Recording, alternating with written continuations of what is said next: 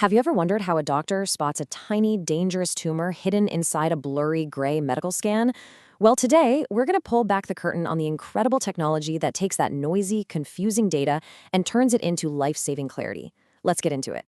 I mean, seriously, think about that question. It's a huge deal for both doctors and, of course, their patients. Our medical scans are an amazing first line of defense, but the raw data, it can be a real mess, just a haze of static. So how on earth do you find that needle in a haystack when the haystack itself is completely out of focus? And this slide right here says it all. Look at the left. That's the raw data. It's gray, it's noisy, it's full of uncertainty. Now look at the right.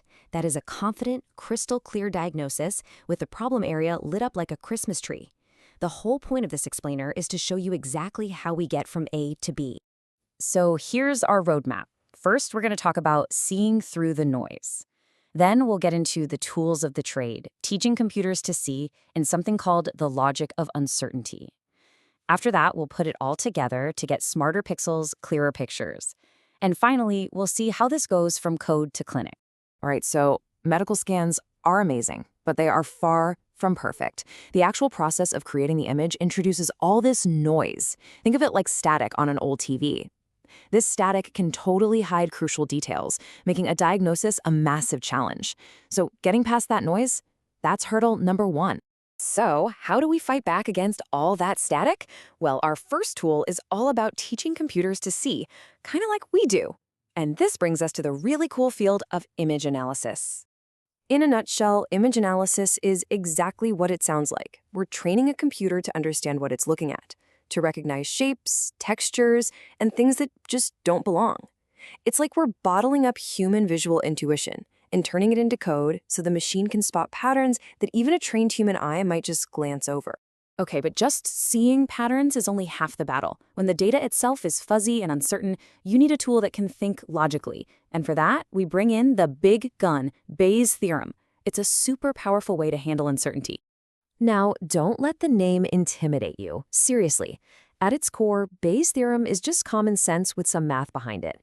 It gives us a structured, logical way to change our minds when we learn something new. You start with what you think you know, you get some new evidence, and the theorem tells you exactly how much you should update your belief. It's basically the logic of learning. This detective analogy is the perfect way to think about it. The detective starts with a hunch. That's the prior belief. Then they find a critical clue, like a fingerprint. That's the new evidence. And finally, they update their suspect list, zeroing in on one person. That's the updated belief. Bayes' theorem is the logical engine that drives that whole process, turning a vague hunch into a rock-solid conclusion. Okay, so we've got our two tools. Image analysis, which is the eyes of the operation, and Bayes' theorem, which is the brain.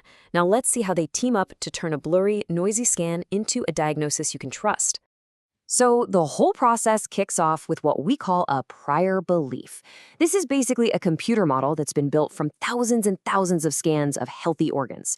This gives the computer a baseline, an initial hunch of what it should be seeing. Next, we throw in the new evidence, and that's the actual noisy data from the patient's scan. Yeah, it's imperfect, but it's also packed with vital, real-world information. Now the computer has to do a balancing act between its general model of healthy and this very specific piece of data. And this is where the magic happens. The Bayesian algorithm basically becomes a detective for every single pixel. For millions of pixels, it asks, okay, given my model of a healthy organ, and given this new piece of noisy data, what is the most probable true color and brightness for this exact spot? It does this over and over, updating its belief for each pixel until it builds the clearest, most probable picture of reality. It literally finds the signal in the noise. Now, this isn't just some cool theory stuck in a research lab. This powerful combination of image analysis and Bayesian logic is already out there, in hospitals and clinics, making a massive difference. Let's check out a few real-world examples. The applications are just incredible. I mean, we're talking about everything from the basic job of reconstructing clear images in the first place to automatically outlining tumors, a process called segmentation. It's even helping us analyze brain activity with fMRI and peer into the microscopic world of our own cells. Just think about the practical benefits of that. If you're planning radiation therapy, you need to know exactly where the tumor is. This tech does it automatically with pinpoint precision. That means doctors can create targeted treatments that attack the cancer while protecting the healthy tissue around it. That's a true game changer. Or what about the brain? Data from a functional MRI is notoriously noisy, but these Bayesian methods clean it up beautifully, giving us clear maps of brain activity. This is completely revolutionizing how we understand thought, emotion, and it's leading to much earlier diagnoses for conditions like Alzheimer's. So that's the bottom line, really. This amazing blend of computer vision and powerful logic takes that useless, noisy data and turns it into a clear, actionable diagnosis. It's transforming medical imaging from just a camera into a truly powerful tool for saving lives. Hey, if you enjoyed this and learned something new, do me a favor and hit that like button, subscribe, and definitely drop your thoughts in the comments. And if you're more of a listener, you can always find the audio version on Apple Podcasts. The link is right down there in the description. So, I'll leave you with this final thought. This method, this idea of combining a general model with messy, real-world evidence, it's incredibly powerful. We've seen what it can do for medical images, but where else could we use it? Think about climate change modeling or predicting financial markets. The possibilities are absolutely endless. So, what complex problems do you think this could solve? Let me know your ideas down in the comments. Thanks for watching.